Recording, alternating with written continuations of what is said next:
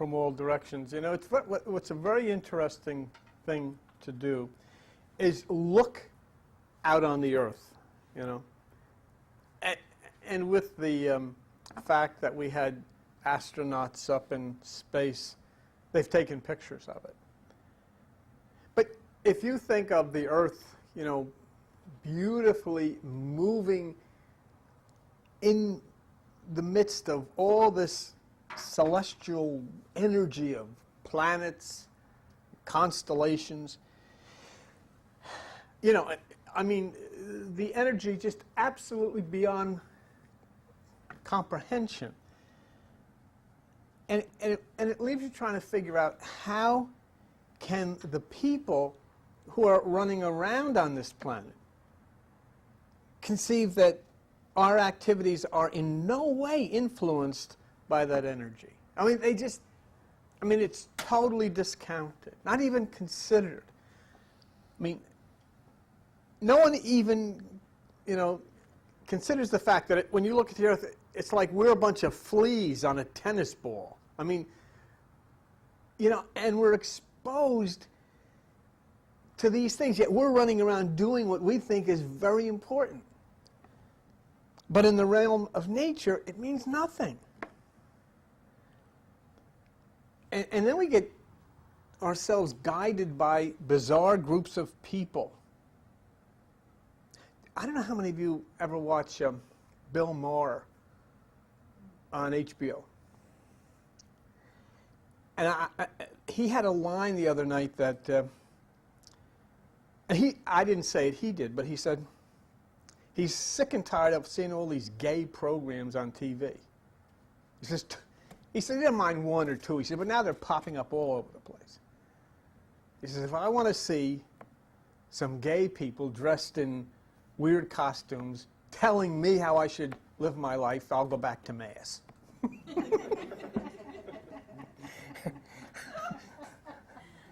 And, you know, so it's wild stuff. I mean, there is absolutely wild stuff. But when you think of this awesome, and this is the word I would stick in there, awesome, intelligent energy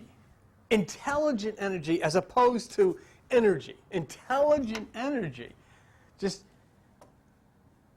you know, surrounding and passing through everything. And here we come on this little ball moving through all of this stuff. But when you try to describe to anybody or even discuss with anybody this type of energy coming from celestial things and events, you're accused of being in some kind of a cult, or you're an astrology freak, or whatever. But let me just say the problem with the way people think and approach scientific astrology, and I put that word scientific, they look to see how signs and times of birth affect people differently. And then they'll come away saying, there's nothing to this, because there's no evidence. We find no proof, no evidence that when this person is born or any of that business can affect anything. Say. But here's what they miss, and it's so important. These astrological, if you would, energies, it is a function of what is called electromagnetism. Okay? Electromagnetism. Electromagnetism, which we'll show you later, is mind and it's intelligence. It's your ideas, it's your memories, it's all of that business. It's consciousness. And what these energies in the celestial heavens affect is not the physical body at all. They directly affect the electromagnetism, which is you, say. Then, when the electromagnetic influence inside of the body has been affected by the energies from above, you then pass that into the body. The bodily changes come from your own mind, all right? And that's what occurs. Bodily changes come from your own mind. And so then, if this is the electro energy, let's call it the astrological energy, all right? What it does, it then affects not your body. Doesn't affect that. It affects that which is what you call the soul, the spirit, but really is electromagnetism, which is you. See? Then, once that electromagnetism, which is you, inside of the body has been affected, you then affect the body. Whatever effect astrological influences have on the body comes from you then changing or addressing or moving after having been influenced by this magnetism, you passing it on to the body. It's a different way, completely different way of thinking this. So astrological influences have nothing to do with bodies, they have to do with people, which operate bodies, see? We're inside of a body, operating it in the same way that you could be inside of the car, operating that. So I ponder the earth, and I cannot conceive how people on this planet, because of the influences of extremely superstitious religion, actually think that they are in no way influenced by the magnetism of the universe. It's really bizarre. And they'll say, well, it has nothing to do with what happens on Earth, when truly it has everything to do with what happens on Earth. Let's take a look at this tennis ball in the sky that we are hopping around on like a bunch of fleas, okay? And it basically is what it is. But there it is. This is it. I mean, all this void, all, you know, here, somewhere on there, we're running around. And, you know, if you were some kind of god somewhere looking at it, you'd say, you know, look at all that, you know, they're blowing this up, and they're blowing that up, and they're bombing that, and they're bombing this, and all this kind of stuff on this beautiful, beautiful celestial object. And so as it goes through all of these myriads of energies out there, we can sit here and say, oh, well, the rest of the universe, with all of this magnetism and power, has no effect on that. It's ridiculous. There's another picture I wanted to share with you what I think is equally as nice or maybe nicer. And we look at the picture of our planet, Earth, and the moon. Take a look at this one. There, that's turned around sideways. This one? Yeah, that's the way, yeah, no, you had it right. That's the way it goes. Okay. Okay, so here is us, and here is the moon. Now, we know, and you don't have to, come on in, Albert. Albert, come on, and you can always walk in front. You know that. You know that, Albert. You're always welcome here. This is Brother Al. Oh, I'm telling you, Brother Al's always welcome. Just sit down now, Albert. But let me show you something. Here you can see the moon, and here you can see the earth, all right? There is no doubt that that thing, the moon, affects this thing, doesn't it? You know?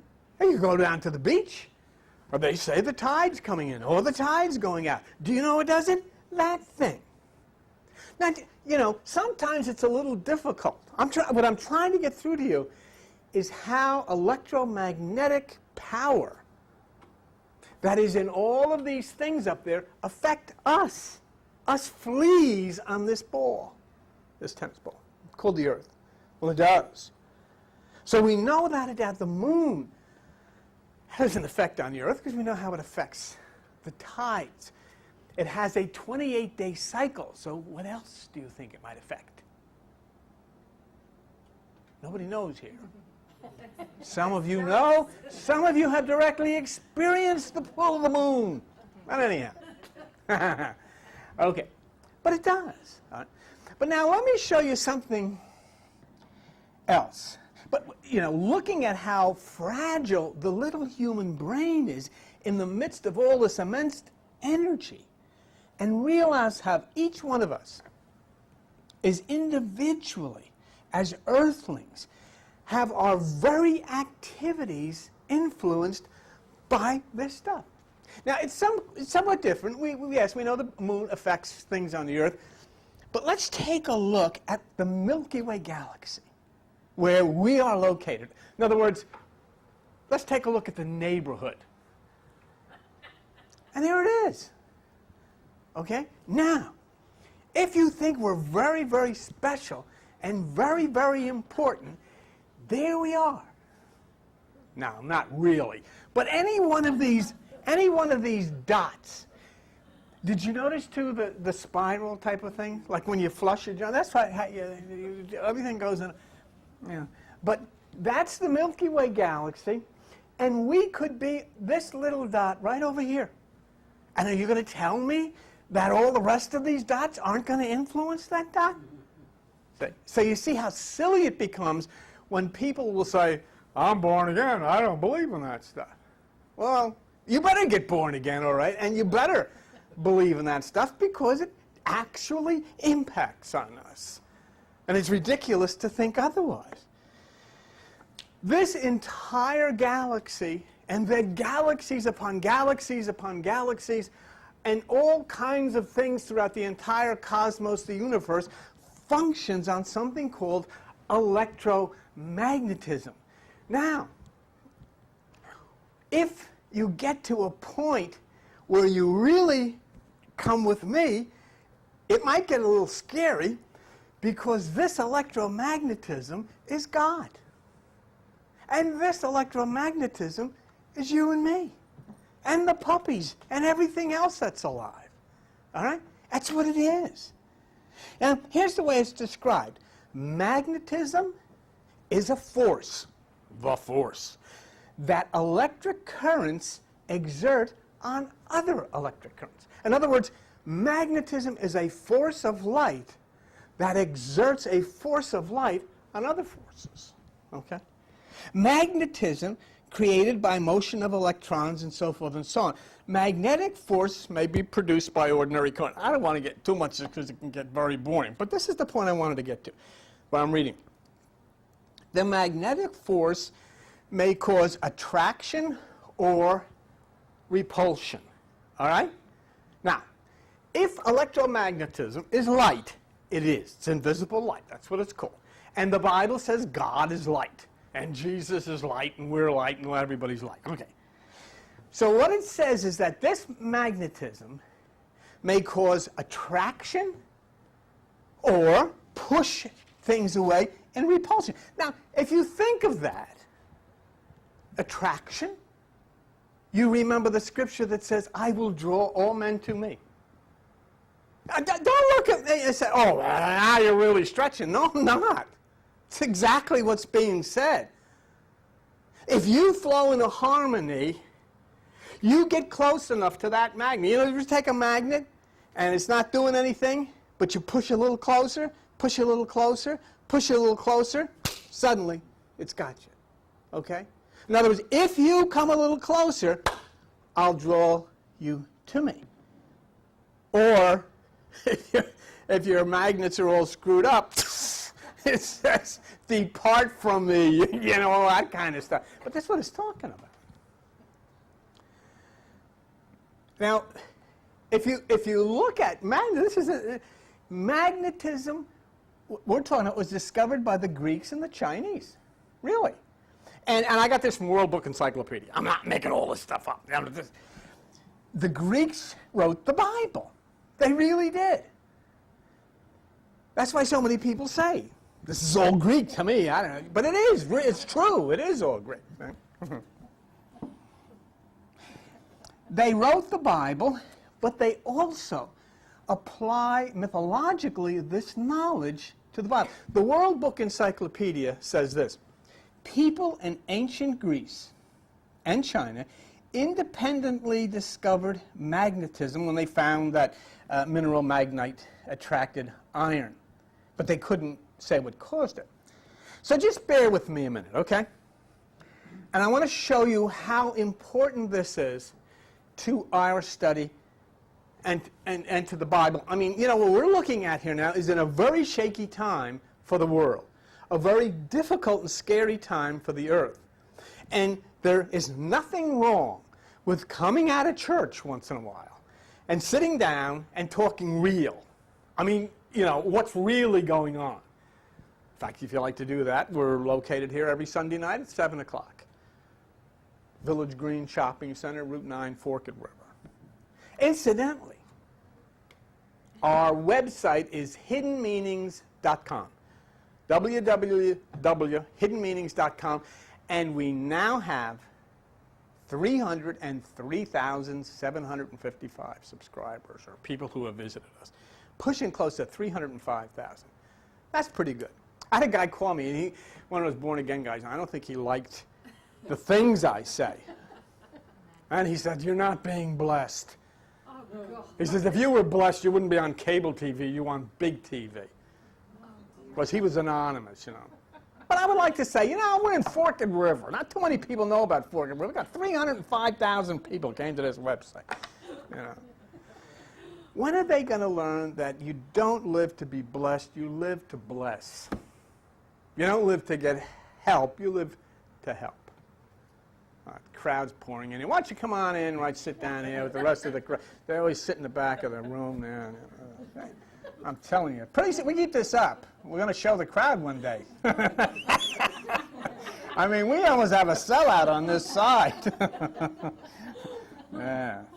You know, we don't have one row sold out, but I mean, yeah. Hey, yes, we do. There we go, 3 in a row. Okay.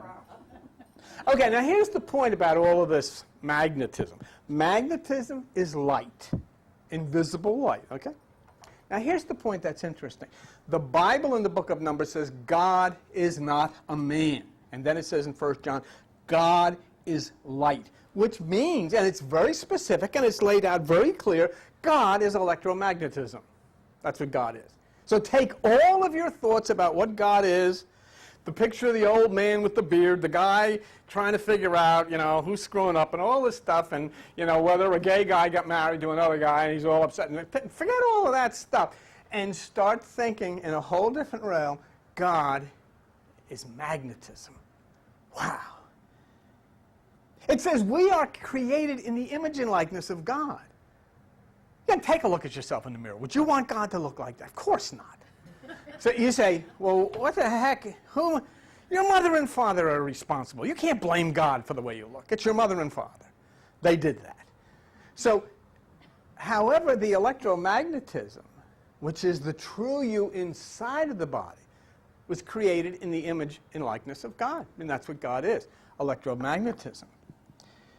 Now, you can forget your body. I'm not talking about your body. I'm talking about you. I'm talking about the person. I'm talking about the mind. I'm talking about the intelligence. And last week, we provided some scientific proof concerning this, which I want to share with you for just a second. All right, would you put this on? It's the next one.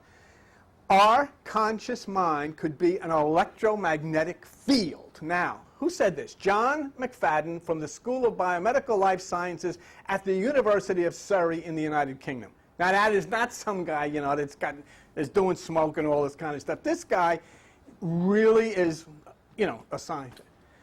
Are our thoughts made of the distributed kind of electromagnetic field that permeates space and carries the broadcast signals to TV? Okay? Believes our conscious mind could be an electromagnetic field. Wow. Then it's true. If what he's saying is true, we are made in the image and likeness of God, because what he is saying in the kind of language we would use is that our thoughts are distributed kind of light. And he believes our conscious mind is light. That's what he's saying. See? And that's exactly what the Scripture said. So when we're saying God is magnetism, and that's causing you to have a problem with that, we're saying God is light, which you can't have a problem with because that's what the Bible says. But what we're really, truly saying is God is consciousness. God is idea. God is memory. God is plan. God is the very thing that you are. And you are made in God's image and likeness, which means you're consciousness.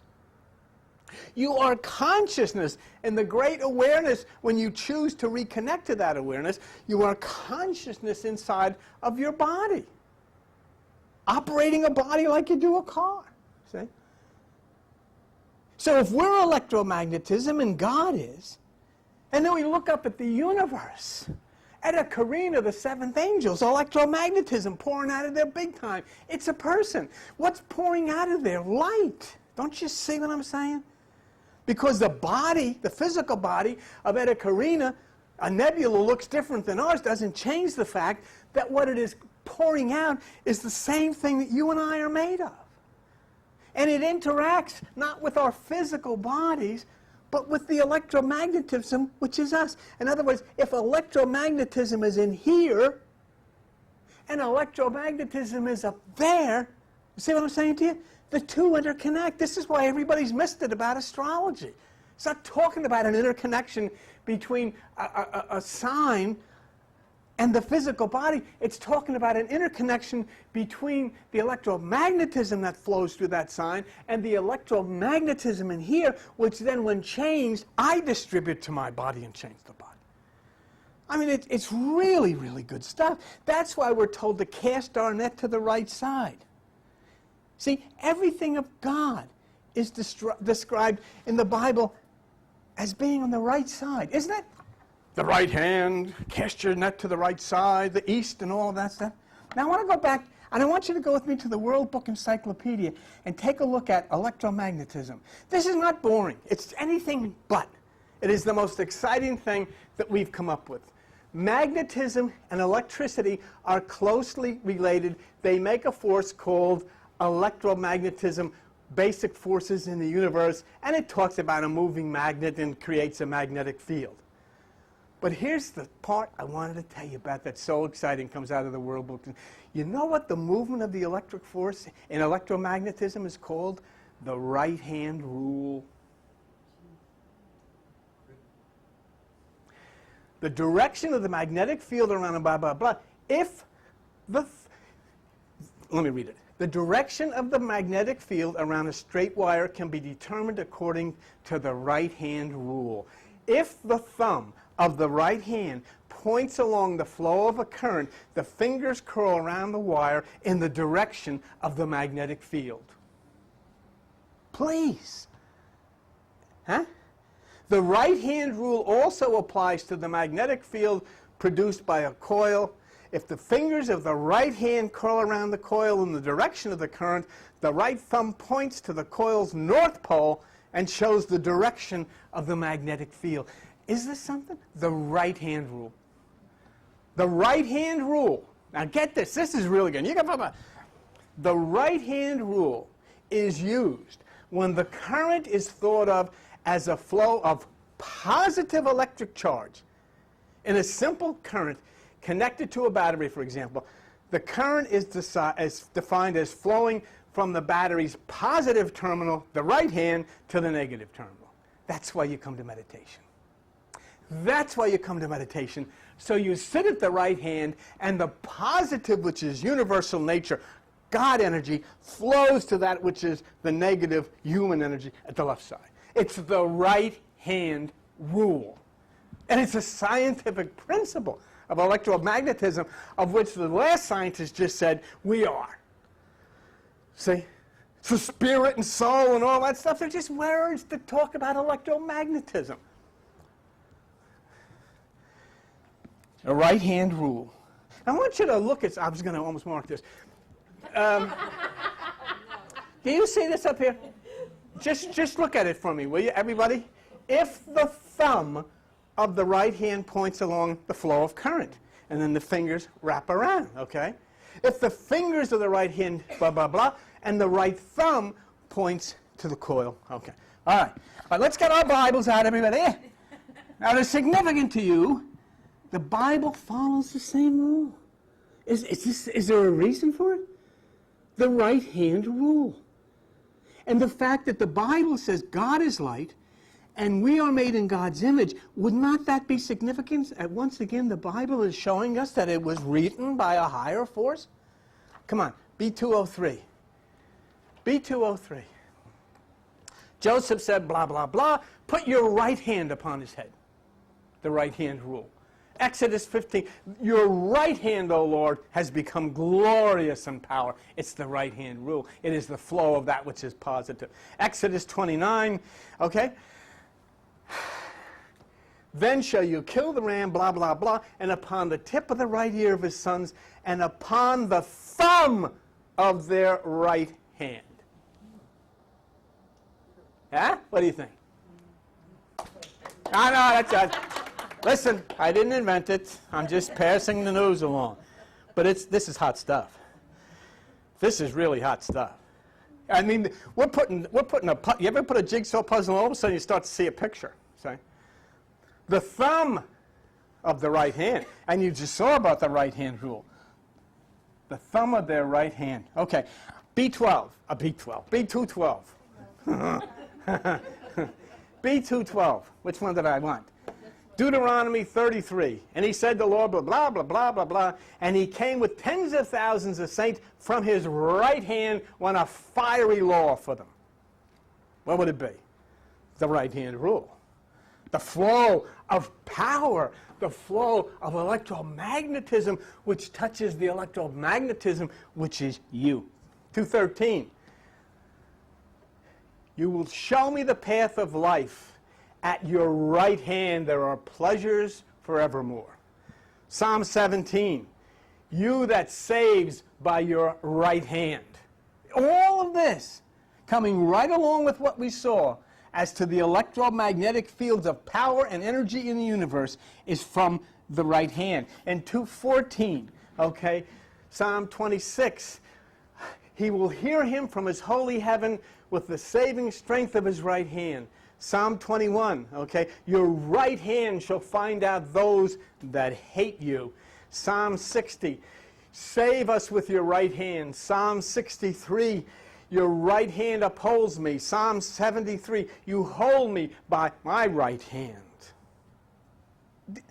So, now I got to go back and say, these people that were writing this knew what we told you about the scientific principle of this flow. 2:20. Okay, Revelation or Ecclesiastes 10, a wise man's heart is at his right hand, but a fool's is at his left. Isaiah 41, God will hold your right hand. Ezekiel 10:3 talks about the cherubim standing at the right side. And finally, B2:21, and this is the one, and I saw in the right hand. What is this? This is way down. The Son of Man sitting at the right hand of power. Sitting at the right hand. Well, this is good. I mean, what the heck? And he said, cast your... You're ahead of yourself. I'm ahead of myself. Well, I get excited. I'm really excited about this because I think we hit a home run with this, and I want to go on with this. I'm getting a little... Well, can I get to 2:21? 2:19. Yeah, whatever. 2:19.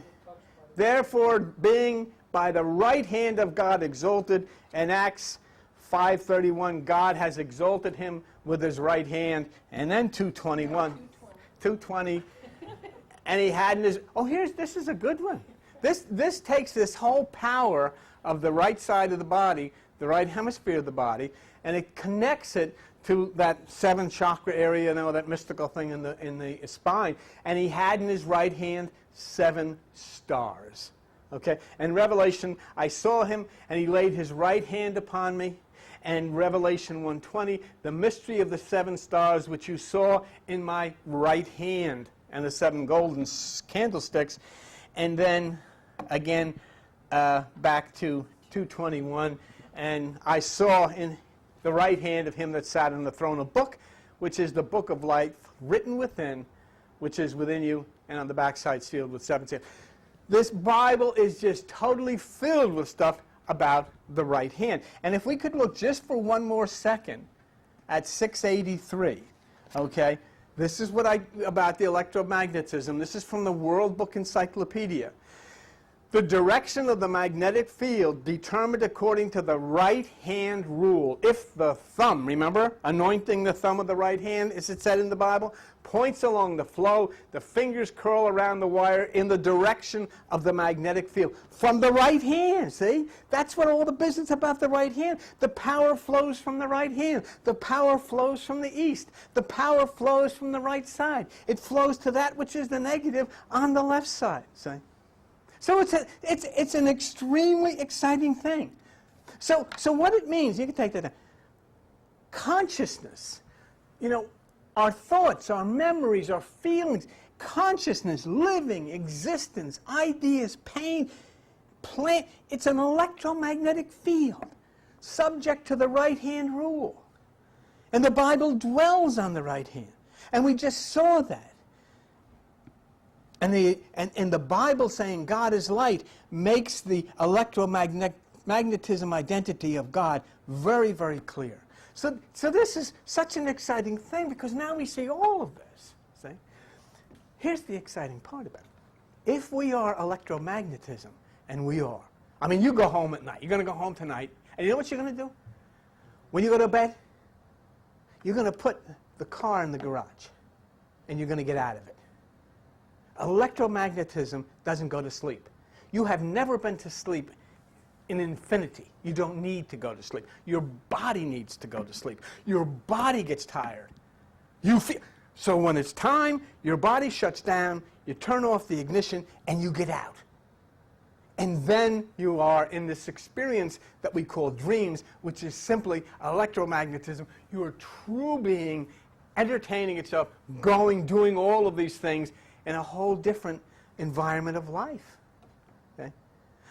Magnetism then returns.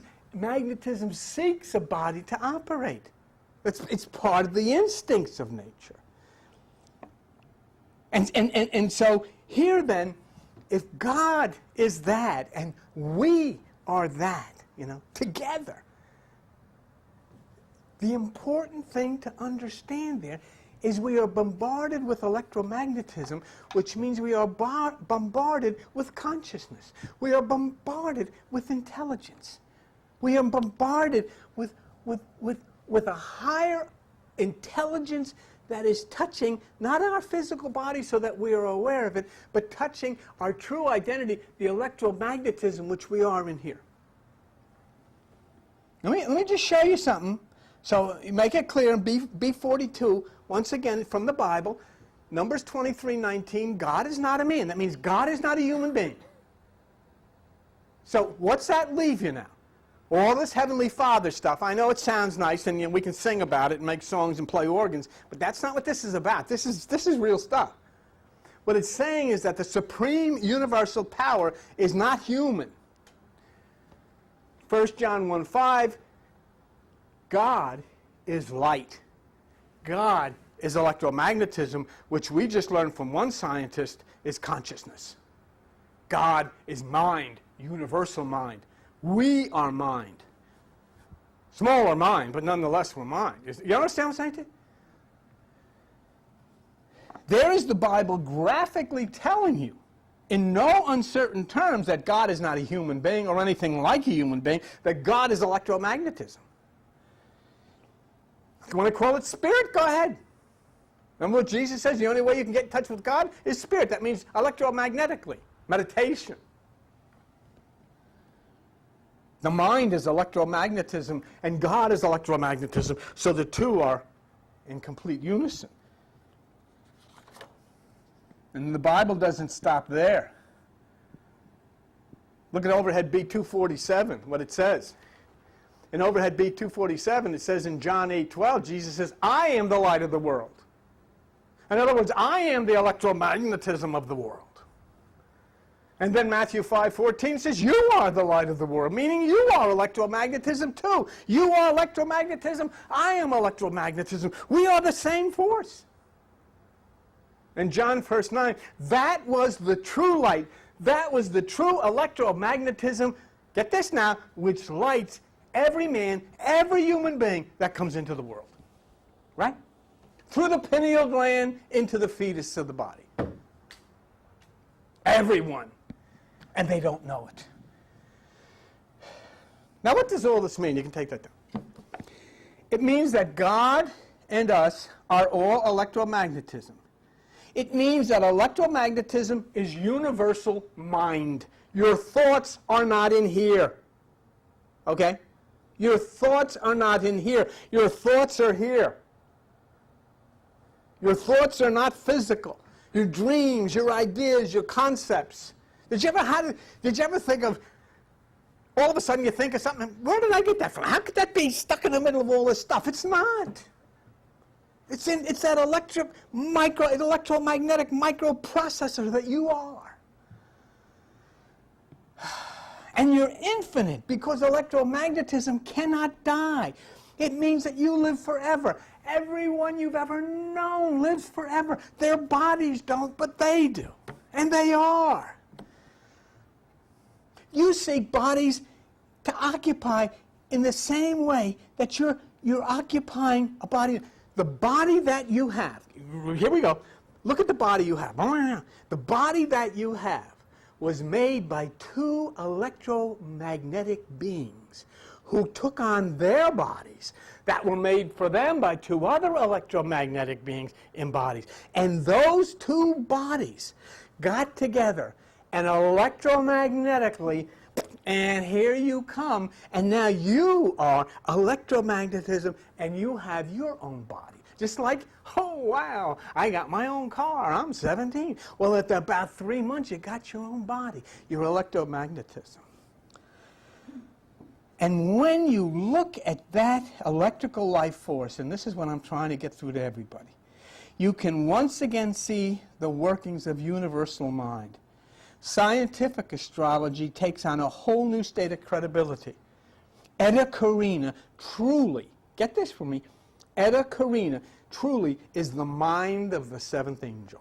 It is electromagnetism, just like the electromagnetism in here, but it is Eta Carina. It is the power, a universal celestial power. It is the mind of the seventh angel, and it has touched down on Earth. Supernova 1987A is the mind of the cosmic pineal gland. The Hourglass Nebula is the mind of the all-seeing eye of God.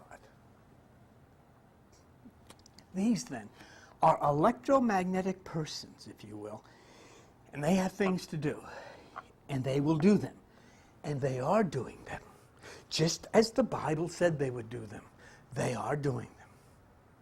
So as we understand universal mind, universal consciousness, we can, or at least we should, consider the involvement of the rest of consciousness and what's going on in our midst, right? In other words, it's not only George Bush's consciousness. It's not only Tony Blair's consciousness. It's not only Osama bin Laden's or Saddam Hussein's consciousness or whomever. There are other consciousness involved because consciousness is universal. So what happens? Think about this. Think about it for a minute. Let's put it, just think about it. Our consciousness totally destroys a civilization's electrical power and places people in unbearable darkness and heat. Suddenly, and without warning, and without explanation, consciousness that did the destroying has the worst blackout in its history, and now in a panic as to when it's going to happen again, or why did it happen, or how terrible this is. Just a taste of things to come. Huh? Because remember something, we sat here, and without any doubt, we showed there is a consciousness here. There is a consciousness. There's electromagnetism. Now we're finding out that's mind. There's a universal mind. If you want to call it a God mind, there is a universal mind. So suddenly and without warning, just for a little bit, when we get the message, we're put on notice. We're put on notice. What we did, what was it? Do unto others as you would have them do unto you? Those people still don't have air conditioning. Those people still don't have lights.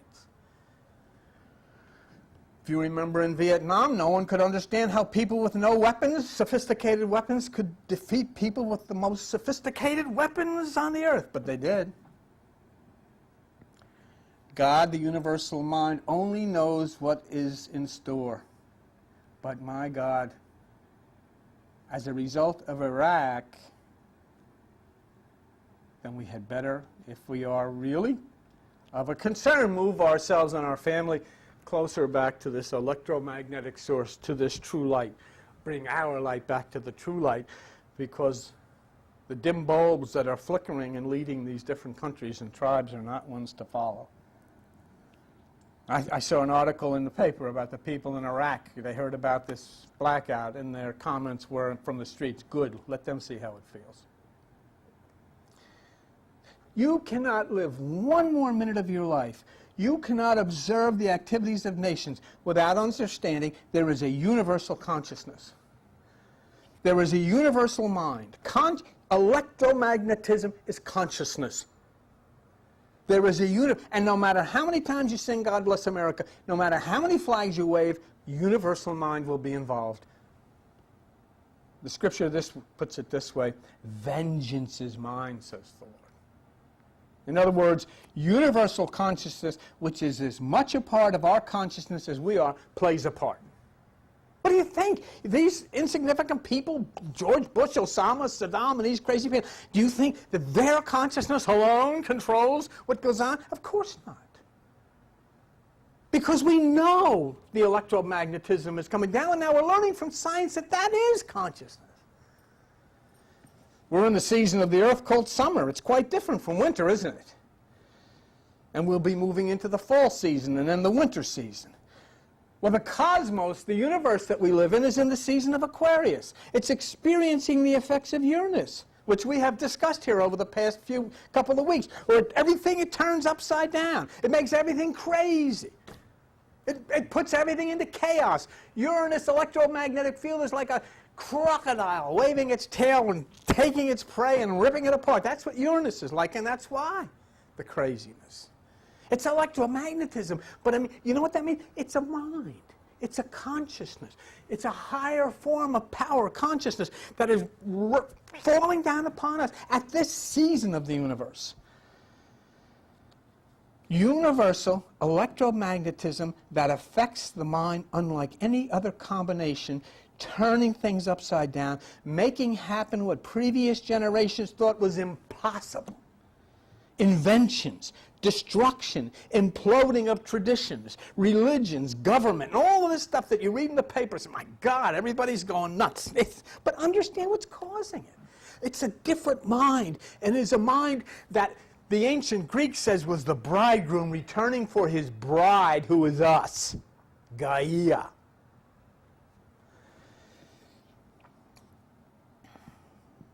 And here's the interesting part. This is Passover.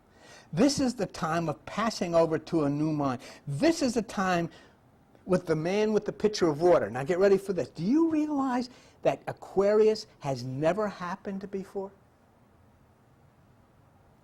We are the first on the planet to experience it. Well, at least for a civilized society. If you wanted to go back and say, when did Aquarius last touch with Uranus in the Aquarian age, you'd have to go back 31,200 years ago. I don't know what there was to turn upside down at that time. I don't think it was that important. Somebody trying to figure out what a fire was. So this is the first time. It's the first time that the seventh angel, Eta Carina, has touched down. It's the first time the all-seeing Hourglass Nebula has touched down. It's the first time for supernova, the cosmic pineal.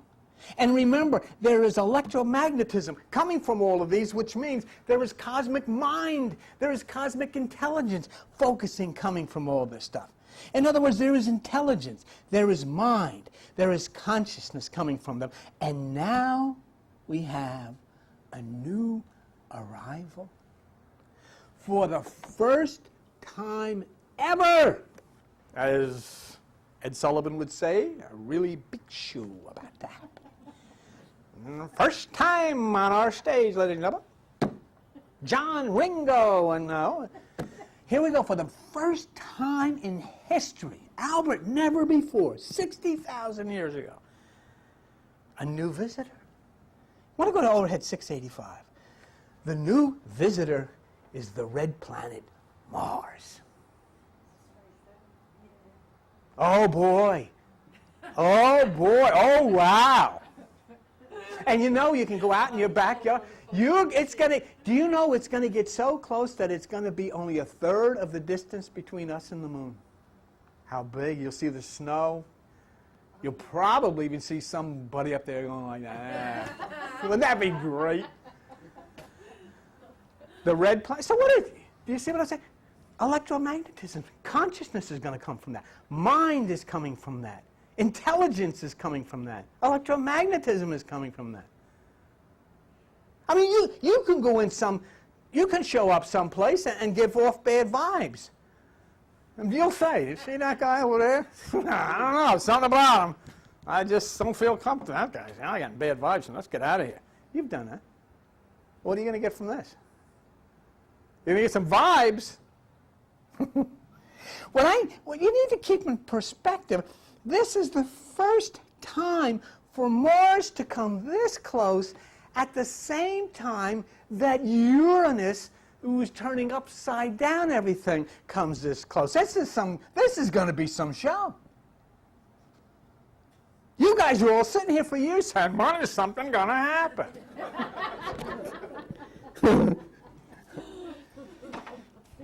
This is consciousness that adjusts itself by alignment that we call electromagnetism. Mind, intelligence, plans, and actions. Let me show you overhead 686. This is from one of the news services. Here comes Mars. Earth's closest matchup with the big red planet will happen. In all of recorded human history, it is only the Earth civilization of 2003 that can claim a close encounter of the red kind.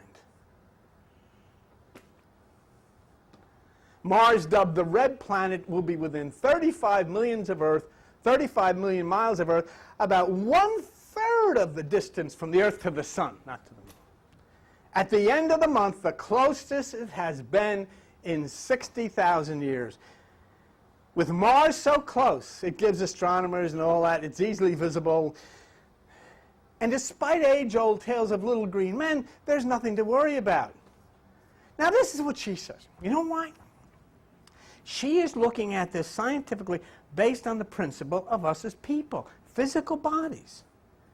But she's not looking at this from the standpoint of the electromagnetism of Mars and the electromagnetism of us. It's a totally different thing.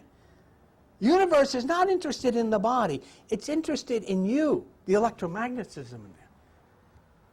It's not going to attack us, she said. It's quite safe. But she added this little caveat. This would be the right time to send a spacecraft.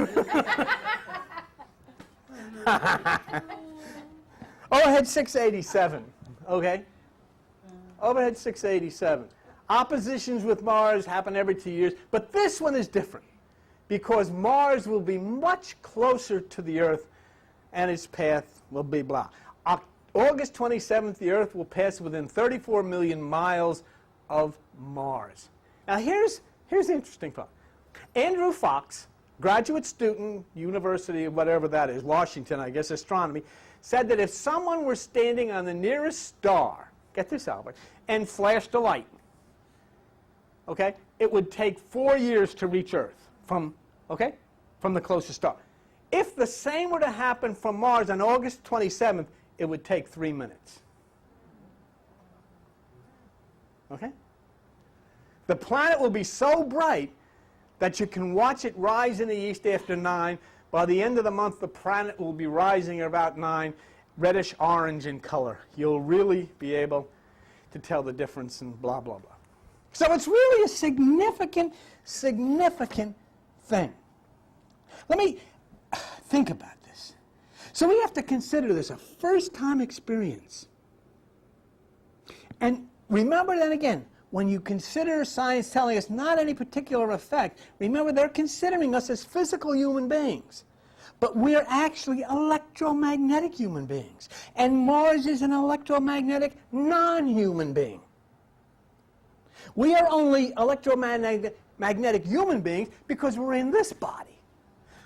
But the electromagnetism there is in the Mars body. Different kind of body, bigger body, more powerful body. Nonetheless, electromagnetism from a body is the same as electromagnetism from this body.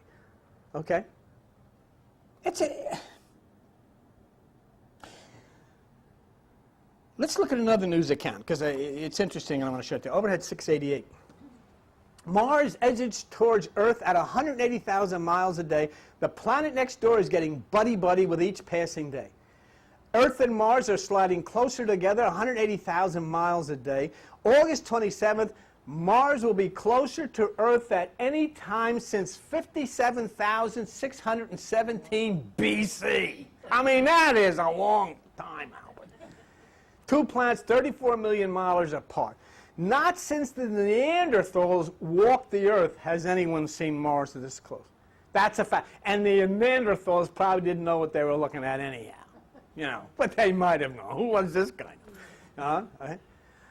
Even tonight, the red planet is brighter. Since August 1st, Mars has become 6 times brighter. But the point is, and this is the point they want you to keep, no one has ever seen Mars this close, and neither will your children, your grandchildren, or their kids ever see it like that. But now here's the point. The ancients wrote about this, folks. We read George Bush, Osama bin Laden, Saddam Hussein, Tony Blair, the guys flying planes, everybody's blowing everything up, killing everybody, and all this kind of stuff. But according to the ancients, Mars was the planet of war, of dead civilizations, and of invaders. It's the most Earth-like planet, the only one that still holds the possibility of supporting our kind of life. The planet of war. The planet of invaders. Now here's where I want to go with this. With all the conflicts around us, with the violence that we see daily, we see this red planet practically touching us, and it is known in ancient times as the planet of war, of dead civilizations, and invaders. Who wrote that? Why did they write that? What's stunning about it is if you understand the mythological writings of these ancient people, they were right on, because they weren't ancient people at all. These were from another dimension, a higher force, a higher consciousness. Electromagnetism wrote these things. And so what do the ancients who wrote these things attribute to Mars? And then we may look reverently at the possibilities. So let me look at overhead 689 with you, okay? Because I wanted you to see it too. Mars. Mars symbolizes direct energy and getting what we want. It is associated with the head and iron and steel. Now, the Mars of the Greeks was called Ares, A-R-E-S. Greek god of war, tall and handsome, vain and cruel, as his brother Hephaestus was kind. His sister Eris, goddess of strife. Is he bringing his sister? You look around, you would think she's moved in, wouldn't you? Why I say that, because Eris is his constant companion. Strife comes. I mean, all right, it's all right if this is 60 skillion miles away, but it's not anymore. But he's also attended by his sons Deimos and Phobos, as well as Enyo, an old war goddess. When Ares heard the clashing of arms, he grinned with glee, put on his helmet, and leapt into his chariot. Brandishing his sword, he rushed into the thick of the battle, and he didn't care who won as long as blood was shed. Sounds like we got the same gang down here now, eh? They all moved in. Yeah. A vicious crowd followed at his heels. Now this is fun, carrying with them pain, panic, famine, and oblivion. Okay, this is the guy who's coming to visit. Here's Johnny. You know what I'm saying? It's about time we started to grow up and stop, not taking this stuff seriously, because we were told about this. We were told for eons in our Bibles and on our other ancient books about this. But we want to go in church, and we want to be comfortable with the crowd, and we want to sing the songs and make up the stories and totally disregard the Jesus who taught us about inside, casting our net to the right side for the right-hand rule. Totally disregarded it. And so now what happens? Just imagine. What do you say? What do you do? Can they say, oh, we didn't know about it? Yes, we did know. Eros had no wife, but he had 3 children by Aphrodite, the goddess of love. The twins were Phobos, panic, and Deimos, fear. And they always accompanied him on the battlefield. Okay. His father was Zeus. Father was Zeus, yes. The early Greeks identified him as one of the 5 wandering stars or planets. So,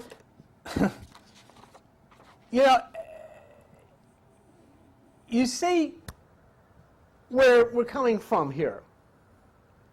It's time now to say, whoa. I mean, you've reached a point in the evolution of the Earth where now you have all of these terrible weapons. It's no longer throwing spears at people or even shooting them. Now you take these awful things and you destroy thousands and thousands and thousands of people and children and little dogs and cats. I mean, you just incinerate everybody. And so then you realize that you've reached that point where universal mind, electromagnetism, has to then actually change the human mind, electromagnetism, or this whole thing will self-destruct.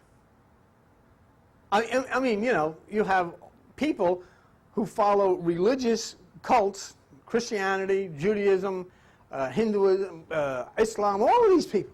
They follow these cults, and they are the most violent people on the earth. And they're not really, because they're all electromagnetism, but they're like fallen angels. Their electromagnetism has totally turned itself downward and embedded itself into the physical, into the earth so much that all they can follow are the presidents and the congressmen and all these crazy people and the religious people. And so Uranus comes along, and Uranus shakes the whole thing up. Uranus turns it upside down. The Greeks said that Uranus had 2 children, and they were called the Furies and the Cyclops, the single-eyed spiritual, and the Furies, all of the bedlam that's going on in the world. And Kronos, who was time, came along with a sickle and castrated Uranus, meaning simply that time, Kronos, is the only thing that can separate Uranus from us. But Uranus then absolutely, because of the electromagnetism which flings out in these totally bizarre patterns, causes this thing. Don't forget, it's not electromagnetism up there affecting your physical body. It's electromagnetism affecting your electromagnetism, your true identity. And so then your electromagnetism reacts and affects your own body. So in other words, your body is affected by yourself.